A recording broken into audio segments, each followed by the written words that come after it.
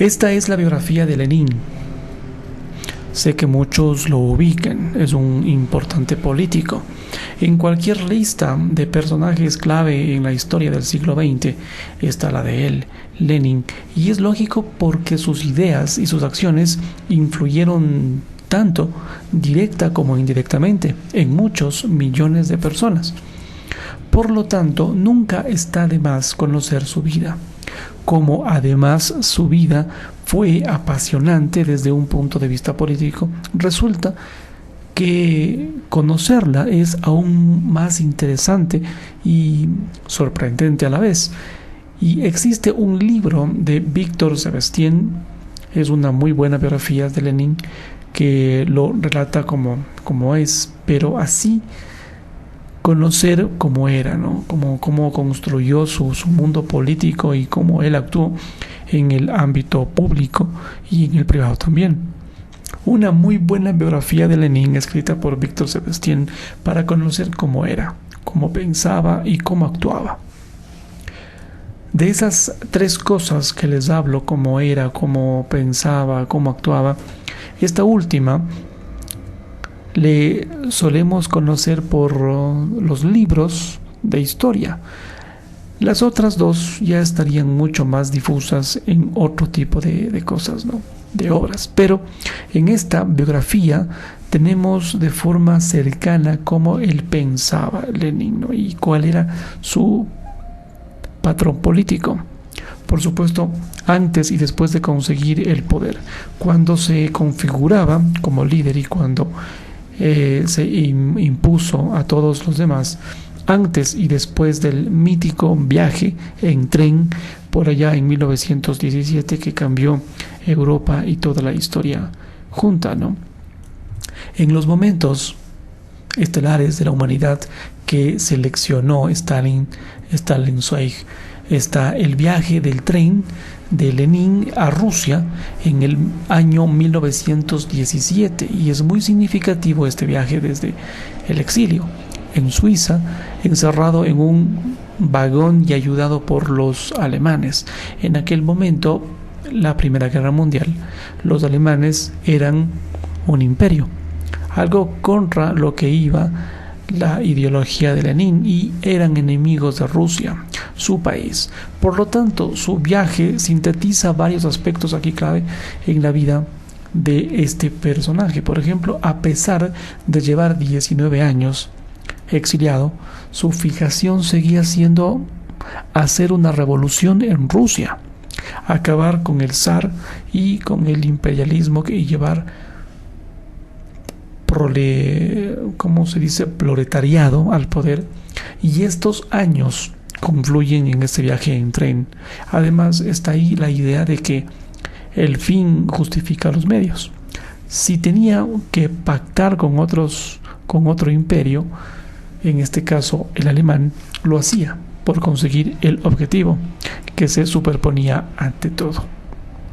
Vladimir Ilich Ulyanov, él nació en 1870 y trabajó, escribió y conspiró durante 47 años, hasta que en algún momento de la historia aprovechó su momento con una fijación casi enfermiza, y aunque los bolcheviques, su facción, eran los minoritarios, siguió percutiendo hasta que se hizo con el poder absoluto, aprovechado de un momento de inestabilidad del gobierno cruel en aquel entonces y desastroso del zar. Por cierto, curiosamente, los bolcheviques eran minoría entre la izquierda rusa en aquellos primeros años del siglo XX, pero la palabra significa la mayoría. En cambio, los mencheviques eran la mayoría real y la palabra significa minoría. Un poco curioso, contradictorio. Todo esto viene de los enfrentamientos internos dentro de la izquierda rusa. Esto como un dato curioso. Una muy recomendable biografía de un personaje que debemos conocer, más allá de su intereses políticos. El libro del que hago referencia de Sebastián es una biografía muy escrita, muy bien escrita, documentada y bien trazada. Como decía, pues por supuesto, una báscula entre esas facetas públicas y privadas de la vida del líder ruso para cubrir los muchos aspectos de este personaje tan singular como interesante también. Por ejemplo, en este ámbito privado menos conocido se muestra claramente su amor por el campo y cómo la naturaleza le sanaba de la ansiedad política. Su carácter un poco iracundo y a veces inseguro, el trío amoroso que mantuvo durante muchísimos años, su trabajo de propaganda, su partida metafórica de ajedrez contra otros compañeros de pensamiento político. Queda también patente que para Lenin el fin justificaba los medios hasta las últimas consecuencias. Aseguraba que, por citar un caso muy paradigmático, que debía haber revolucionarios profesionales que atacaban el gobierno zarista a sueldo del partido, gente que se dedicara profesionalmente a la revolución como tal. Por supuesto, si es que morían por culpa de esta oposición al gobierno, se trataba de un precio necesario para pagar. En definitiva, una muy recomendable biografía de un personaje que debemos conocer más allá de nuestros intereses políticos. El autor de esta es Víctor Sebastián, lo pueden conseguir, fue corresponsal en Europa del Este en la época final del comunismo y de la Unión Soviética. La editorial es, ¿cómo se llama? Ático de los libros, cuyo catálogo es una maravillosa para todos los aficionados a esta historia, ¿no? Y esta versión en rústica del 672 páginas acaba de ser publicada hace unas semanas más o menos, aproximadamente. Nada más que recomendación. Esto como un paréntesis. Otra historia muy interesante por acá que me encuentro sobre los reyes de España que han nacido en el extranjero. Por allá en 1942, un docente durante la Segunda Guerra Mundial, una habitación del Hospital de Canadá fue holandesa oficialmente para que naciera allí la princesa Margarita de los Países Bajos. Pensando en esto, pues me he preguntado mucho, ¿cuántos reyes en España han nacido en el extranjero? Y con el punto temporal de referencia, como otras veces en el año 1500 por allá más o menos. Los reyes de España que han nacido acá en el extranjero son varios, viniendo pues de Países Bajos como Francia o Italia, por ejemplo. Lógicamente, por extranjero uno se refiere a fuera de España, ¿no? Porque algunos de los reyes españoles han nacido en otro país e incluso con otra nacionalidad. Haciendo repaso de los reyes y reinados de España, Carlos I a hoy, ¿no? Podemos comprobar que existen varios casos de reyes venidos de fuera, comenzando por el propio Carlos I, que inaugura esa lista de 18 reyes y reinas que hay entre él y el actual Felipe V. Carlos I de España, también conocido como Carlos V, no nació en territorio español. El 24 de febrero de 1500, Juana I de Castilla, conocida popularmente como Juana de la Loca, estaba en Gante cuando dio a luz. Por tanto, dio a luz en lo que hoy llamaríamos un cuarto de baño, es decir, uno de los hombres más poderosos de su tiempo y de nuestra historia. Nació en un baño.